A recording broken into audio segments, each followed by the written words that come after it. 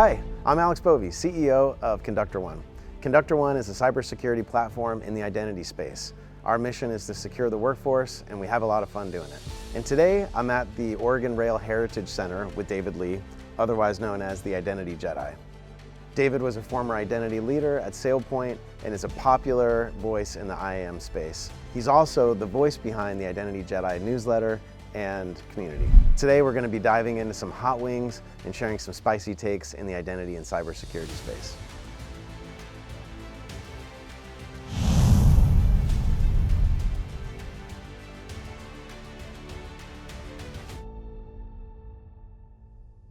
All right, first up, we got the classic hot sauce, which I'm hoping has a great flavor to it. I enjoy flavorful hot sauces, so we'll see. All right. Here we go. I'm gonna pour some on there. All right. So the crazy thing is, as we go, we're gonna end up mixing these sauces. Yeah, that's okay. I'm gonna get a new plate. I love the fact that you're a drum guy, though. So. Are we cheersing? We are cheersing. And cheers the drums? Yeah, cheers the drums. Let's go for it. That's good. Yeah. So David, given that you are the Identity Jedi, necessarily that means at some point in your career you are a Padawan. What years and/or experiences would you have considered to be your Padawan years? And maybe bonus points, who was your Jedi Master? Man, what years? I would have said 2005 to 2009, somewhere on there. It was just a lot of learning, trying to figure out what all this stuff was, because identity wasn't really a thing back then. I had no Jedi Master because nobody really knew or talked about this stuff. My Jedi Master was like Google and debugging applications. But a lot of it was just kind of understanding and researching what security was in that aspect, right? Like what cybersecurity was and what access controls were, things like that. And then that just kind of led me down different paths. So I talked to a lot of, mentees or people that want to get into the space now. I said, you're lucky you have things like ID Pro, you got YouTube, you got all these things, right? Showing my age. That stuff didn't exist, right? Yeah. So, which is me kind of like scrolling the internet, trying to figure out how all this stuff came together. Yeah, and you're building a community now around like a bunch of training classes and things like that to help the next generation of identity. You gotta pass it on, man. Pass on what you have learned. I love that you're doing that. Okay, the next up is La Pimenteria. I don't know how to pronounce this. La Pimenteria, a curry verde. It's a Thai hot sauce. Ooh. So let's dig in. Okay. I can honestly say I don't think I've ever had a exclusively Thai hot sauce. So okay, let's see what's up with that. I'm expecting this to be hot then, because Thai. You go to a Thai place and they ask you if you want hot or Thai hot. Yeah. Or Thai hot. It's a completely different thing. Maybe that's Thai hot. Yeah. It is number 2 in the lineup, so if we peak now, I'm worried about the rest of this. I'm worried about this entire thing. What are you talking about? All right. Okay, cheers. Cheers. Hold on, let me get some in there. Yeah, dude. It's very curry. It is very curry. It's got thick sauce. You totally get the green curry flavor. You get that? Starts to kick in a little bit, but it's good. So David, you have worked in several identity companies at this point. Yeah. What's the thing where you like pain? That's a sadist? Are you a sadist, or why do you keep coming back? Is it painful? Is it a great experience? Like, what keeps bringing you back to identity? Glutton for punishment? No. And just haven't made enough money in it yet. The truth. The truth is out. Let's be real, right? But I mean, that is part of it too. But I think really, I do love the problem set we have to solve with identity. I think one of the things that made me kind of, a good fit for this area is that solving identity problems is not just technical. It's also business. It's also process. It's a little strategy, right? So you have to kind of get all of those pieces to come together. And I find that fascinating. I mean, I'm a nerd by trade, software engineer by trade. I love solving complex problems. And I feel like there's no more complex problems than this, right? Where you have an organization that has to solve this technical problem, but you have to figure out all this other stuff before you can get to the problem. I would say that's kind of what keeps me coming back to it, is that as the industry continues to grow, I see these different problems. I'm seeing customers still struggling with the same thing and trying to find different ways to help them solve that. And then plus, I just haven't made enough money because the moment I do, I'm not. Yeah, you got to strike that identity gold. Yeah, I don't know where. I don't know where it is either. Where it is exactly. When I find it, you'll know because you won't see me anymore. You'll be out of that identity game, chilling out in the Bahamas doing something else. Exactly. Yeah, it makes sense. Yeah, I mean, what resonates so much with me about that is the complexity of the space and how it also feels like there's always just new problems, right? I'm guessing you're like constantly challenged in some new way, shape, or form. Yeah, I think there's always new problems, and I think it's because this vendor market moves, I think, a little bit faster than the customers are moving, right? So we look at this, and as the businesses out now kind of picked up on this and realize what identity is and they understand it, we're less educational now when we're doing a lot of selling, and it's more actually getting to the point of solving the problem. So that's cool. So then it's like, it's one of those things, I always like it to like you're pulling on a thread. So it's like, hey, we solved some of these problems. Like, okay, I think we're doing good. And then you realize it's like, now that we solved those, here's this other massive problem that we have to solve that we couldn't do until you got there, right? And that's, I mean, for customers, that part sucks. But I mean, for practitioners, it's like I said, you always got something to solve. It's never-ending joy until the pot of gold. All right. If it exists. Yeah, fair enough. All right, the next one is the zesty lemon pepper hot sauce. I will say I like a little bit of like acid and like a hot sauce. So I'm excited about the lemon of this. It has a crab on the back. So what I don't like in life is seafood. I don't know what that means. You don't like seafood? No, we'll see. I know, it's kind of weird. Well, I'm excited because it's lemon pepper, and I live in Atlanta. Is that a thing in Atlanta? Yes, it's a thing. Oh my God, yes, lemon pepper. Yeah, man. I feel like I just like accidentally disrespected you with it. I'm like, how did I not know that? Dude, it is such a thing. Lemon pepper's a thing. Okay. Like you can go to any restaurant in Atlanta, they're gonna have lemon pepper wings. I don't care if it's a seafood restaurant. I don't care if it's a 5-star Michelin gourmet Thai restaurant. They're gonna have lemon pepper wings because it's Atlanta. That's what people do in Atlanta. Okay. So, all right. And I love it because I'm a big lemon pepper fan. I got a big boy here. You do have a big boy though. I don't even know where to attack this dude. You just like one of the little nodules. All right, let's get some good lemon pepper on here. All right, don't let me down, lemon pepper. All sauced up. I've got high hopes for this one. I feel like this one could be strong. Actually, I feel like this lemon pepper sauce it's got the right consistency in there. All right, cheers. Cheers, my man. Wing cheers.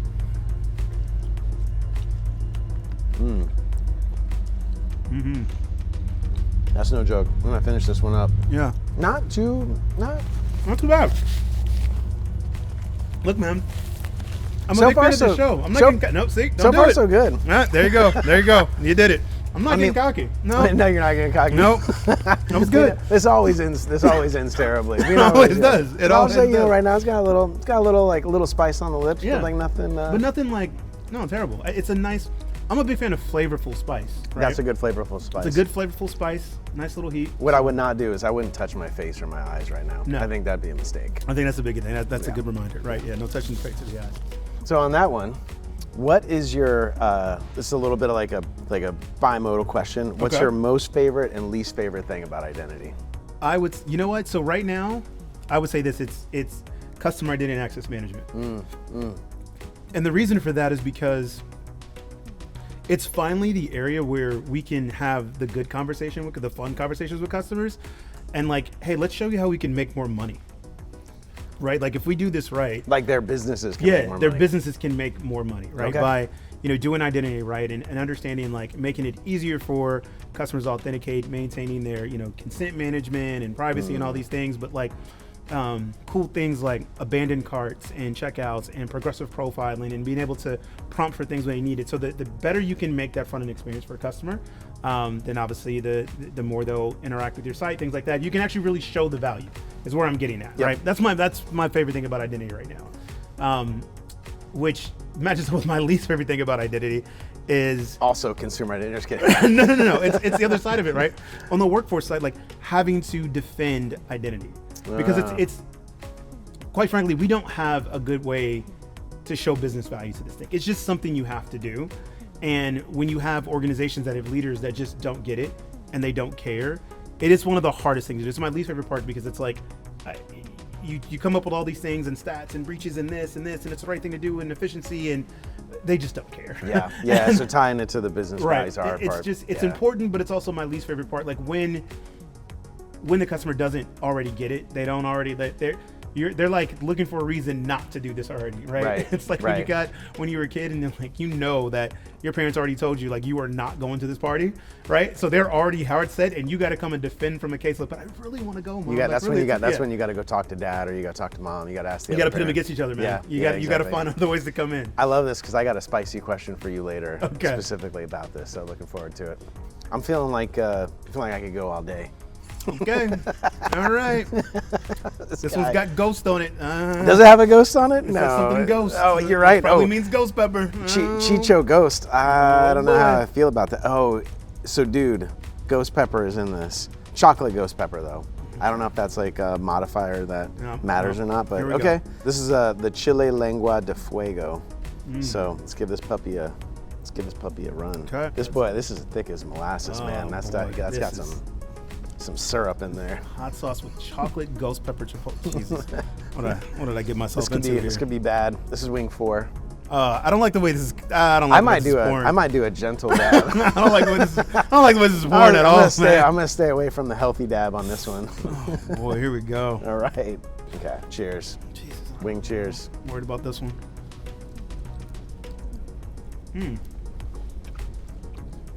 Flavorful. It's got a little like a subtle chocolatey flavor. There it is. Yeah. Oh, a bit ya? There it is. I'm waiting on it. It's like middle, Yeah, middle of the middle- tongue. middle It's of not the bad tongue. though. But No. you know what I'm saying? Yeah. It's a nice little. It kind of it gets you. It sneaks up on you. I think this is one of those like, if you had like 6 wings of it. Yeah. Or like wing 3. No, you'd be done. Like, you know what I mean? Like you just have the whole. You actually don't feel yeah. anything. You're just eating, but Oh, that's there's good. no but enjoyment. then it settles. Oh yeah, this is Yeah, it's good. Okay. all right. Ghost pepper and whatever. I got a spicy one for you. Since we're Okay. kicking up the wing heat, we're kicking up the questions. Yeah. Gartner says 50% of IGA deployments are distressed. Why in the is IGA so hard? Okay. I have friends at Gartner, so I got to be nice. Okay, so IGA is hard for one reason. It's because people do not do enough planning and they don't communicate. So I'm going to break that down, right? I will say this, and I've said this to any customer. 80% of what you're going to do happens before you install, configure anything with tech. 80% of that. It's designing your workflows. And to design your workflows, so like your joiner, mover, leavers, you have to talk to the different organizations and understand what happens from a business process when somebody joins and needs to get access. Your user access reviews, you have to design like what that process looks like when somebody needs to review access. If they don't review it, how many times do you notify them, when you notify them, the days. All these things take communication, and it's cross organization communication. And so why IGA gets in distress is more than likely what happens is there's an IT team or an identity team that doesn't have a leader who's talked to these organizations. They come in, they say, we want to go do all these things. And they say, okay, great, we're going to redo join and move and lever. And HR looks at them and goes, fuck off. I'm not doing any of that. Like, oh, we need this data. And they're like, no, we're not giving you that. You're going to do this. You go to the application owner and say, hey, we're now going to manage access for you. They go, no, you're not, right? So all these things, they didn't do planning and communication ahead of time. And that's why IGA projects end up being in distress. They start off hot and then they just fall right off a cliff and stop. I've heard this also described as you can change process and you can change technology, but you typically can't change both at the same time. Right. And it sounds like a lot of people get into that same thing. But like what you're saying, you're gonna come in, you're gonna change a bunch of stuff and also put some new technology in. Pretty hard to do. It is very hard to do. And people underestimate that side of it. It's also like the leaders for identity teams, and I would say to an extent security, we focus so much on tech and understanding, like, do you know the latest standards? Do you know this? Do you know how to, do you know this tool? Do you know how this configuration and what's, shared signals doing and all SCIM, all these things. We focus super on the technical. So then we highlight these super technical leaders. But in order to get this in organizations to actually work, you actually need leaders who can, I hate to say it, but like lead. And what I mean by that, you've got to be able to talk to other organizations, with your peers, with your leaders above you, and actually get things to move that way. Right. So how do I convince HR to work with my IT team to do these things? That's not a technical skill. You don't learn that in ones and zeros. That's something you have to have, experience in leading and managing peer-to-peer and up. And that's something that we don't harp a lot with our identity leaders. But they got to learn that, right? So I talk to a lot of senior managers or directors. They're new. Businesses will say, well, this person's a great business leader. Let's put them right there and they'll go figure it out. But then they don't know the space. Yeah. You say, okay, we'll take somebody from the industry and a practitioner, we'll make them. It's like, great. But they don't know how to talk to people. They don't know how to, have those communication skills. So that key right there is what drives a lot of successful. That makes sense. Yeah, you gotta. Identity is so cross the org, it permeates every single part of it. So if you can't work cross-functionally, HR, application teams, IT, security, you can run into trouble. That makes sense. Yeah, and a racy chart won't solve it. For the love of God. Like that's the spicy take. if I have one more person ask me for a racy chart, I'm like, why? Why? What are you gonna do with it? Right? It's just. All right, on to the next. Okay, on to the next. Look at this. We got the Los Calientes Rojo hot sauce. Okay. I have a feeling that, and this is a Hot Ones specific sauce. Okay, cool. Like, from now on, don't tell me the spice levels. I just I mean, well, clearly the spice levels are pretty objective. They seem to be like self-defined because this one's a 5 out of 10, and the one that we just had was like a 4 out of 6 apparently. Right. But so we'll see if this one's spicier. We'll see. Ooh, this one's got a nice thickness to it. It reminds me of the first one we had, but thicker. Okay. With more spice, We'll see. I can smell it. I can smell it. Yeah. I'm definitely feeling the tingle. I feel like things are about to get rough. Oh yeah. Oh, that was too much. I'm going all in. I already know it. I'm all in on this bad boy. Cheers.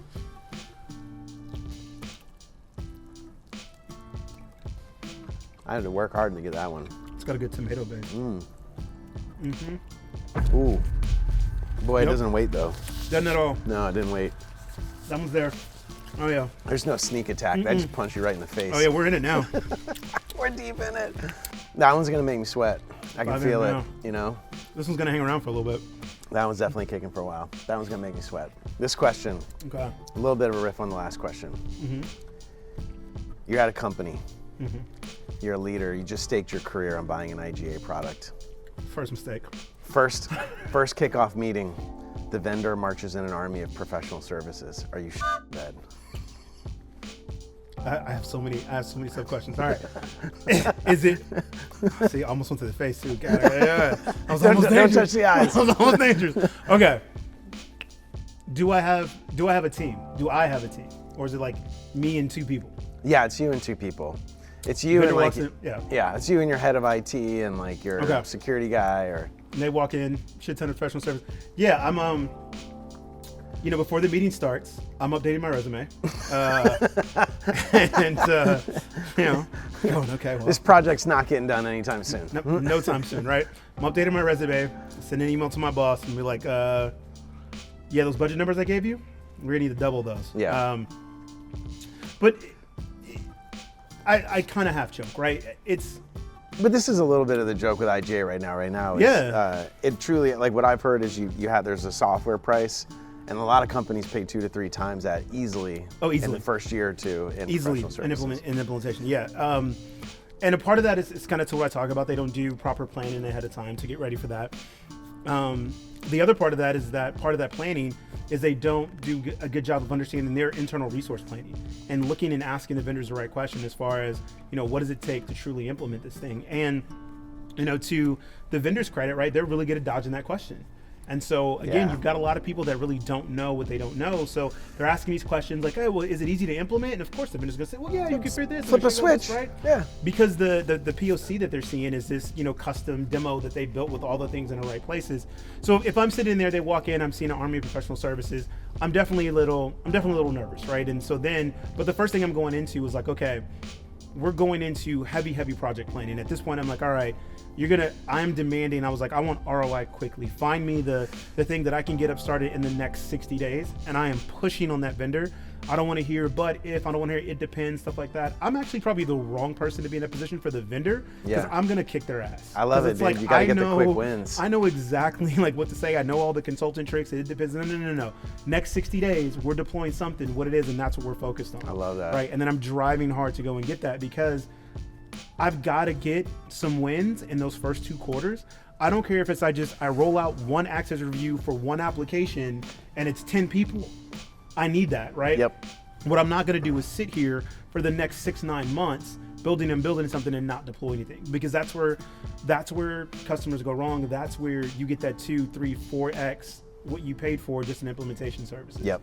Right. Totally makes sense. You got to show the value as quickly as possible. You got to show the value. And honestly, I feel like that's a legacy problem as well. Like, it used to be that way, and I don't think it needs to be that way now. That's right. I think we're slowly moving towards, you can get in and show value in the first, 30 to 60 days. And if you're not, like, quite honestly, as a vendor, like, you're doing a disservice, because we're in the world of SaaS. There's no reason for it now. Right. If we can Salesforce, QuickBooks, like, there's all these SaaS tools that I can deploy and get stuff going in business. You mean to tell me I can't do it with this? Yep. Yes, I know identity is a little different. We're talking about security, but still, like, that's where I start to look at it, and, like, if that's what's needed, I was like, I definitely picked the wrong product. And I'm going to force them to show value. And then I'm probably going to be talking to my sales rep like, hey, so I'm not renewing. So, just so you know. Just so you know. Month 2. I hope you weren't counting on that next year. You know what I mean? Yeah, so you better tell the fam you're not going to Disneyland. Yeah, that's all right. You're not making President's Club, buddy. Sorry.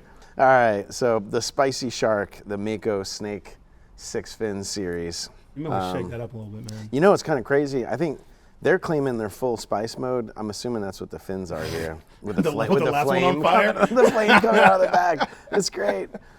Oh, man. Dude, I'm going to pour it for you first because the oil's at the top. Thanks, bud. You're welcome. Yeah. Just skim that off the top Yeah, for me a little bit, and then give me the flavor. No heat. Shows me exactly where our friendship is, buddy. Thanks. Yeah. Don't have to be fast. I just have to be faster than you. That's right. That's right. That's a chunky sauce, my dude. Oh man. Oh boy. All right, Let's see what's popping here. I'm light dabbing, man. You're going light dab. I'm light dabbing. Okay. Cheers. Cheers the wing. Here we go. Oh, I can tell.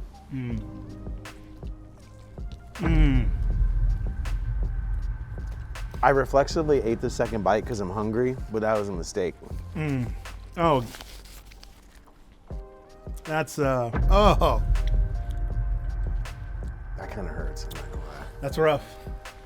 That a little bit burned. That's rough. I'm breaking the seal on the milk. No, I'm gonna hold out. I think. Oh, it keeps going. I get the like my hair tingles. You get that? No. Like the top of my head tingles when it feels really spicy. Boy, that hurts. Oh. Woo. No more double bites for me. Nope. Okay, another spicy one because we're getting into spicy territory. You've been around the IGA market for a long time. You've been a solutions architect. You've been in the industry for a long time. You don't have to name names. I'm really trying to get through this question. It's like, it's really burning. I'm trying to What's the worst implementation? You have a war story that you love to share. What's maybe best war story?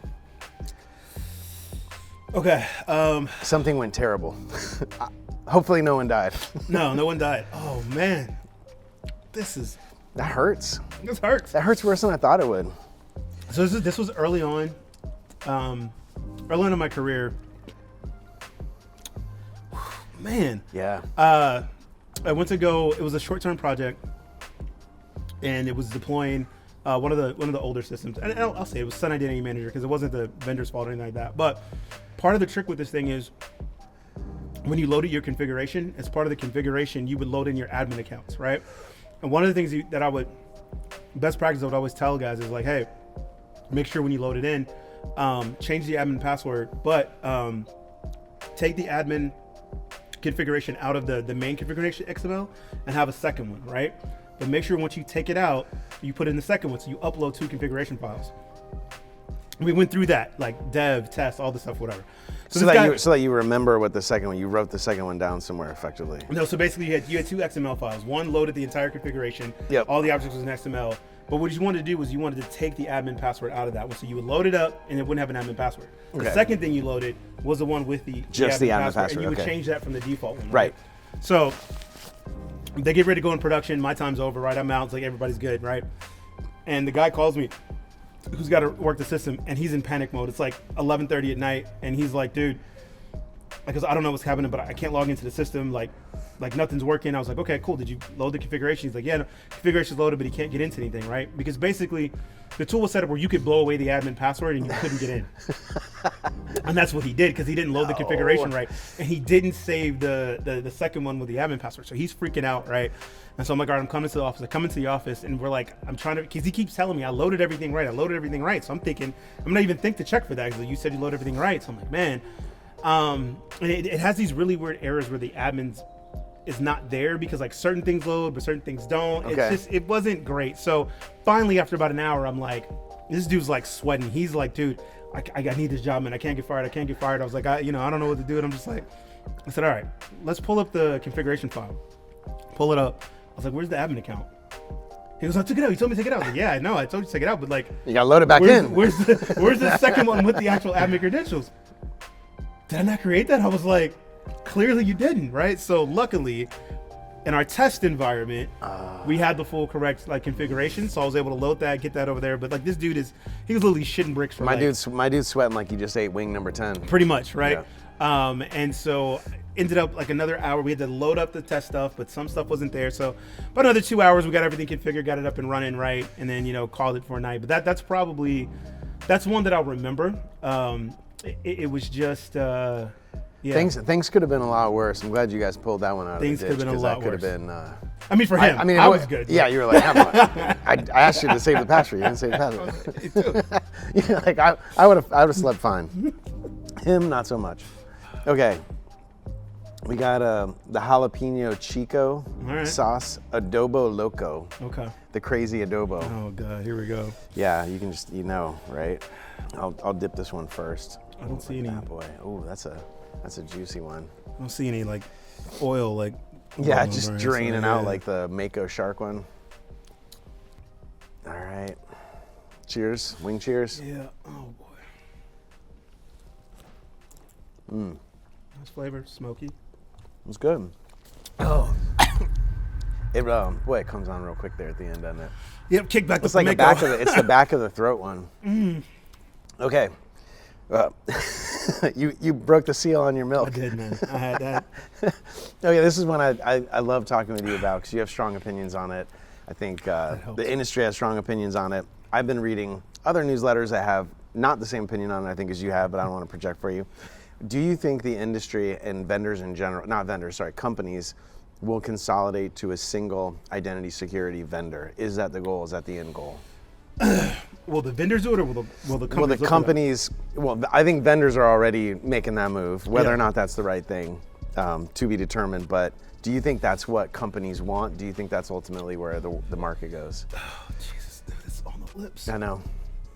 For some reason, it was in my throat. It kind of. in my throat. It's like kicking up dust. Tops on my lips. Yes. So.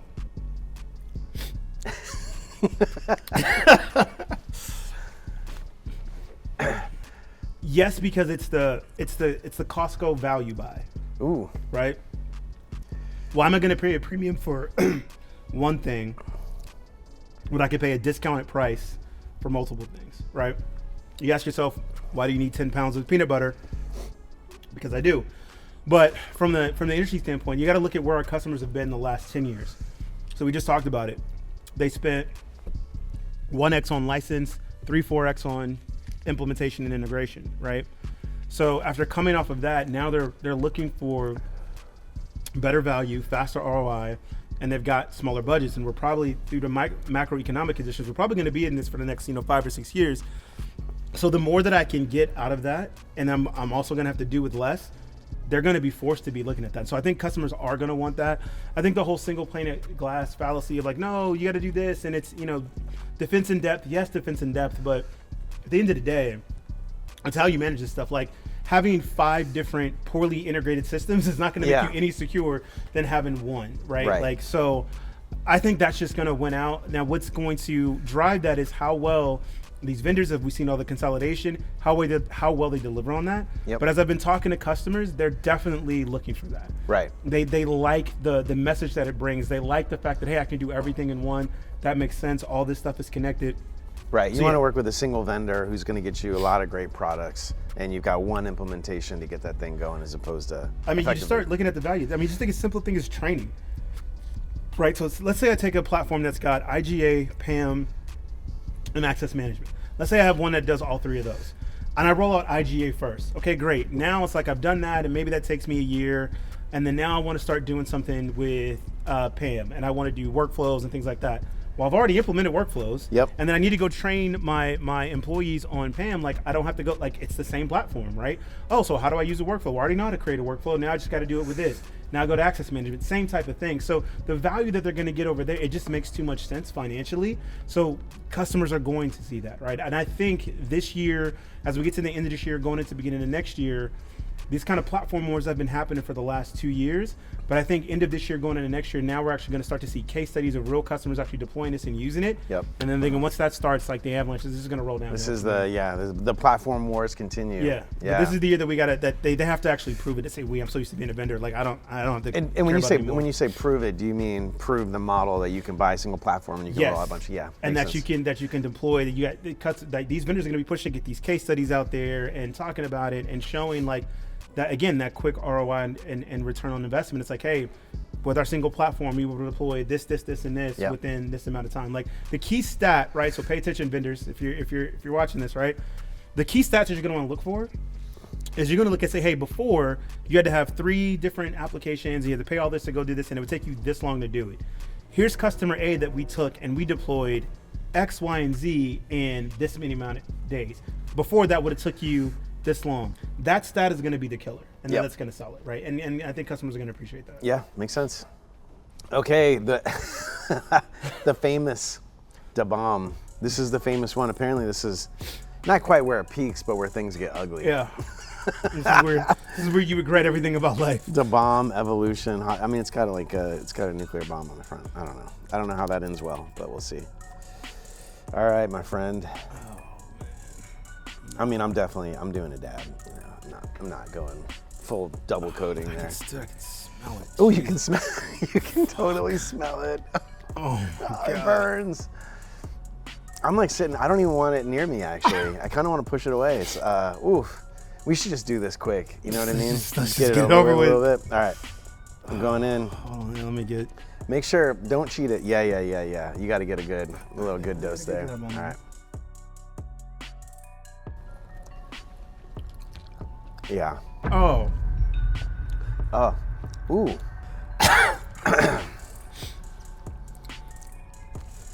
Mother of God, who created this?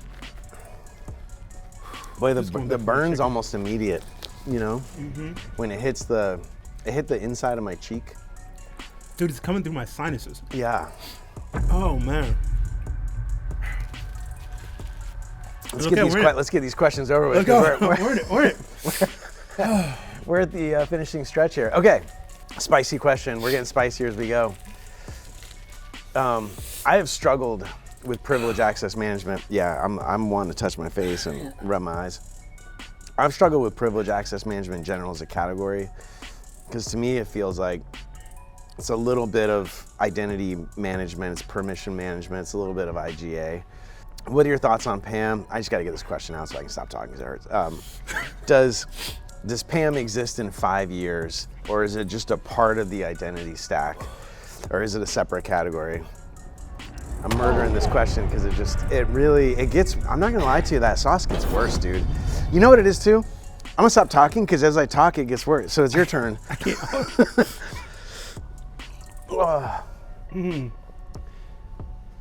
Oh my God. That's uncomfortable. Whew. What is this? What do they put in that? What do they put in that Death.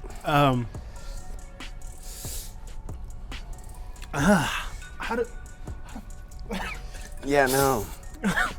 Red hot chili peppers is the main ingredient. Sean, if you ever see this, I don't know how you do this. What was the question? Oh. Yeah. It says Pam, says consume 1 drop at a time with extreme caution. Pam doesn't exist. All right, so Pam, does it get debombed?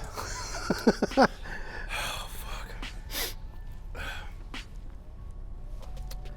fuck. I'm on the struggle bus here. Dude.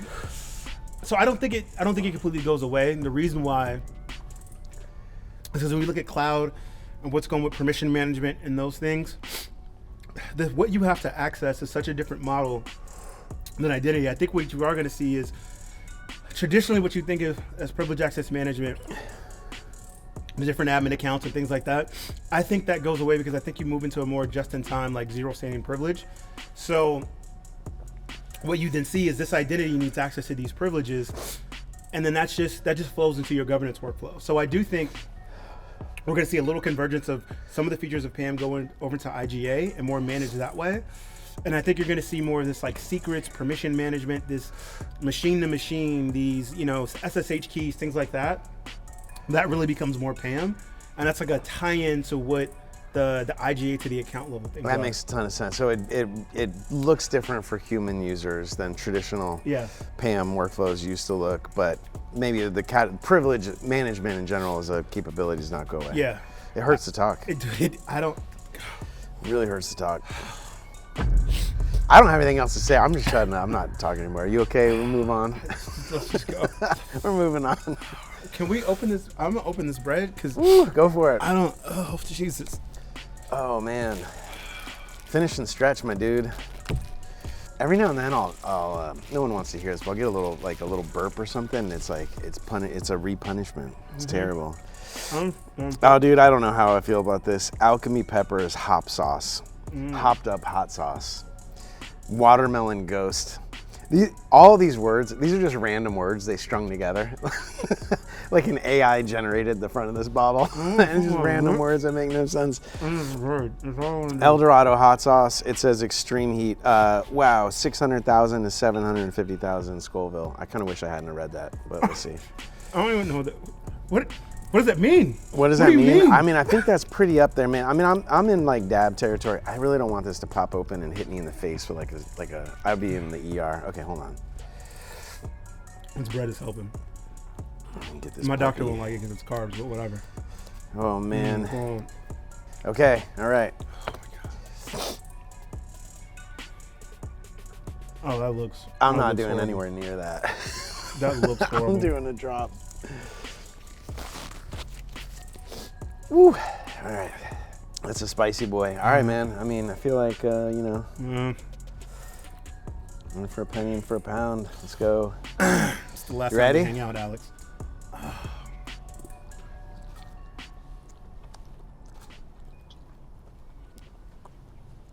At this point, like I can't even. Yeah.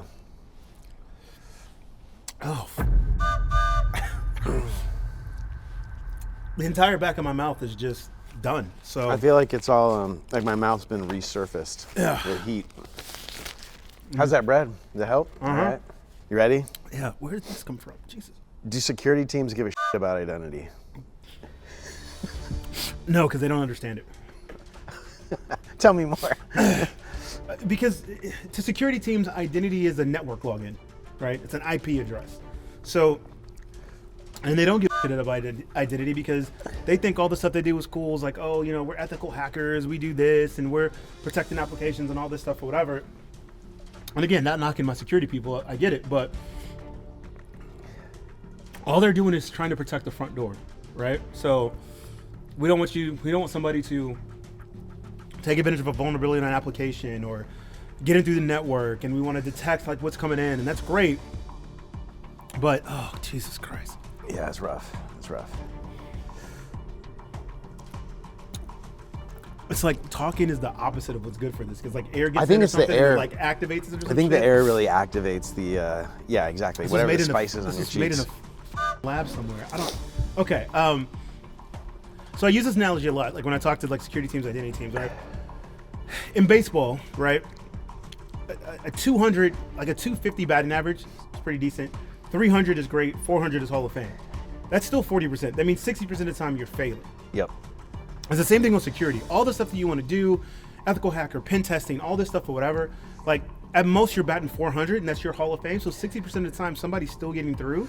And when they're getting through, what they're going after and how they're getting that access is identity and access management. And it's just security teams don't even think about it, right? I'll give an example. I remember I met a buddy of mine a couple of years ago. He's a pen tester. We started talking about like, different stuff. He's telling me about what he does on the pen test side and the security side. And I told him, I said, I bet you that if we did a test, a simulated test, and you try to go and get into an access to an organization, but I was actually putting in full IAM controls in the back end, I could stop you from getting what you want. And I started asking him about things like, privilege access management, things like CyberArk, or, access management and like risk-based authentication and nothing. They know nothing of this stuff, right? They just know how to attack and get through something, but then how you move around is all identity access management. So to answer your question, to security, they don't give a shit about identity because they don't understand it, they don't know it, and they think that from their standpoint, everything they're doing is the right way, and it's not necessarily the fact. Is it fair to say there are progressive security teams and CISOs out there who probably do lean? Because I feel like we see that a lot ourselves, right? Where like you'll talk to CISOs. There's certain CISOs or certain security teams that get it. They're they're absorbing identity under their purview, and they're actually working towards that. To your point, but a lot of people maybe aren't there yet. They're not, and I've met a couple that to that point, and I won't call them out, but like. I know the guy that I think he's the director of the identity team, and I talked to him. He goes, and they work hand in hand with their security team. But that whole organization, right? They had suffered a breach years ago, and the CISO came in and just turned around like the whole environment, the whole culture of like, no, we are going to own this. We're going to develop our own things. We're really going to get into it. So they really took an effort, but that was culture wide. Yeah. To say this is how we go after it. And there, the identity and security teams thrive off each other to the point that, they're constant meetings, they're talking to each other. And I want to say that they even like they rotate between the positions, right? And I think that is the future of where security teams need to go. Yep. It makes sense. I mean, there's the saying that you ship your org chart, and I think actually as it relates to identity and security, there's a lot of truth there, right? Like, how do you inculcate and how do you bring sort of identity under the fold of security and actually ship the right access controls and security controls around identity? Yep, absolutely. Yep. Okay. This is the hot one's last dab. Okay. A pollo hot sauce made with a pollo pepper, which I guess is, I don't know, presumably one of the hottest peppers, presumably. I don't actually know. That was a ghost pepper, but no, whatever. I'm not a pepper aficionado. Make sure you dip it in the right sauce there. Don't like sneak it. Don't sneak on like number 5, dude. I'm watching you. I want to sneak in number 1. Bring back the classic hot sauce. Just do the quick, subtle rotate and dip it into sauce number 6. Okay, wait. All right, let me find an area. Stay the hell away from Mako. Like that's what we're gonna do. The Mako one was good. I like that though. I like the flavor of it was good. The heat was rough. Yeah, you're the sadist then. I don't want that ever again. Hold on. All right. Oh, you did a hell of a dab. This is the last one, man. You might as well go hell of a dab. All right, I'm doing hell of a dab. Just get it all over with. All right, my friend. Last dab. Last dab. Cheers. Cheers.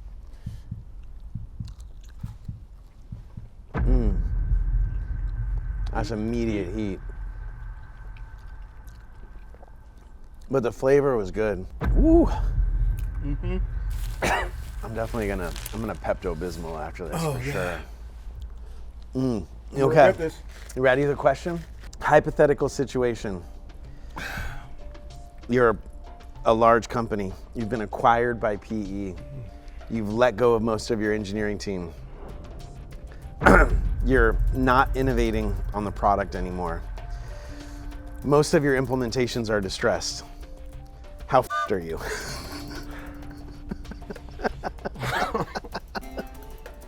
Boy, that hurts. Level, last dab. Last dab. Oh my God. Oh.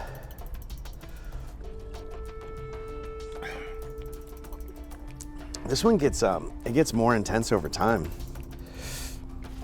It doesn't stop. Oh God. I can't. Nothing's working. Okay. Big company. PE owned, cutting down. Like you're cutting your engineering team. You're not innovating on your product. The market's evolving. I mean, you're right. Like the only thing you can do is go back into your current base, because with tech and identity, with tech in general, you have to innovate. Yes, 100%. Because it moves way too fast to try and rely on 20-year-old technology, 15-year-old technology, right? Hell, think about it. iPhone came out in like 2007. 2 years later, they roll out Touch ID. 2 years later, after that, Face ID, right? Like the speed at which we move, we never would have thought about that, right? Using that tech is like using a Motorola Razr. Right. In a non-cool hipster way. If I'm that company, I find myself in a position now, I have to figure out what are the ways that I can extend out my platform and allow, newer things to take place, allow customers to innovate on top of my platform. I've seen, bigger companies have done it. Takes them a while, but you really have to you basically have to get fed off your big customer base to kind of get you through that. But it's innovate or die, right? Yeah. I mean, that's really it. The market's moving too fast. I don't know if that made any sense because I can't feel anything and this just keeps getting worse. So that's all I got. It made sense to me. I believe it. Woo! All right, David. Awesome having you on. I'd shake your hand, but I don't know what sauce you got on there. It was a horrible idea. I don't know why this is a great time. We should go chug some Pepto-Bismol and enjoy the rest of the day, maybe. Maybe. Thank you, my dude. That was great. I'll shake that hand. No, we'll shake that hand, buddy. Thanks, man. No, this was cool. We did it. Oh, my back's killing me. That was a great episode, man. We got some good ones.